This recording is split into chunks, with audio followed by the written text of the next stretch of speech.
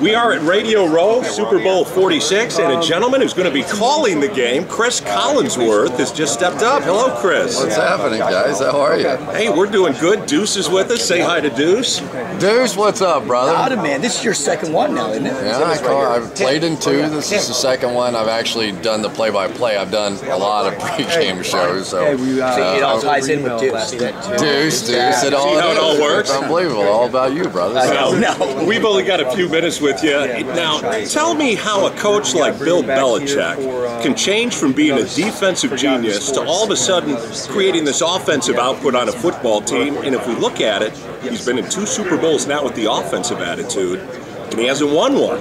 Can he win one with this kind of offense? Of course, you know, I mean, they've beaten a lot of teams, and I really think that this game is probably about as evenly matched as any that I can remember. I remember somebody told me that the Patriots were favored in the game, and I was like, really? You know, based on, I guess, their regular season record, but traditionally when, you know, one team, in this case the Giants, goes to New England and beats them there, and they did it without 4 offensive starters, you would think, okay, well, maybe that team deserves to be the favorite. So I don't know that. I was just surprised. I really thought when somebody asked me after the championship games, who do you think would be favored? I said, I almost can guarantee you this will either be even or 1 point either way. And then they were 3 points. I was like, really? Yeah, and it opened up 3.5, came down to 3 points. Now, the Giants getting hot at the right time again, but this is not the 07 team. This is a different team. It is, but it isn't. You know, I mean, this is a team that's built around their pass rush. And as we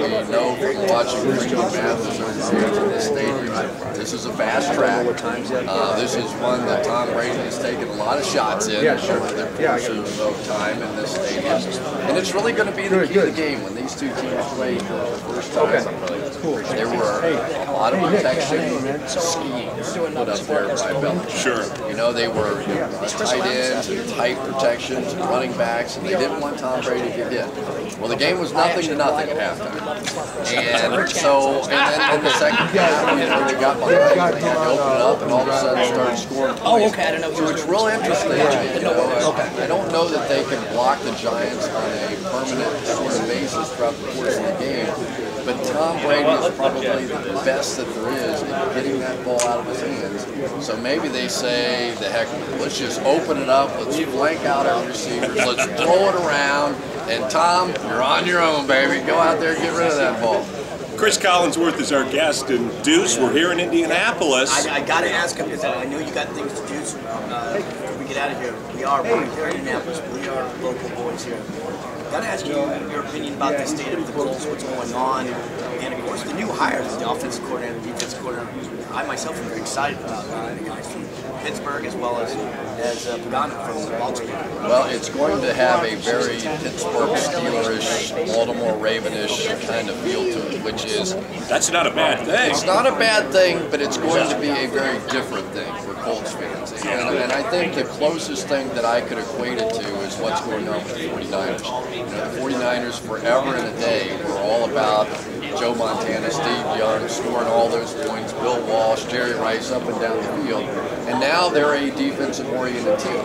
And it may well be that as this thing progresses, depending on what happens with the quarterback situation, if you're developing a young, you know, Andrew Luck kind of thing, and making that transition, that might be who the Colts become, which are going to be a little transition for the Colts fans that used to go on zip, zip, zip up and down the field. Well, that's a good point, because how do you think that's going to affect Freeney and Mathis, and if they go to this 3-4 defense, they're kind of acting like they're going to go to the coaching staff? Let me tell you something. Great players are great players. Those two guys can rush the passer if you put them in a skirt, you know, and just send them out there on Sunday after church, you know. I mean, it just, they are great players, and if you build a team around those guys, and you stand them up like the Houston Texans did this year, Mario Williams, you know, they had, oh my gosh, you're going to stand him up, make him a 34 outside linebacker. He was killing people before he Yes, he was. So if you can rush the passer, you can rush the passer, and those two guys are going to be great. Chris Collinsworth, tell us quickly, you're involved with the FedEx Aaron Brown Players of the Year Awards. Yeah, and you can vote at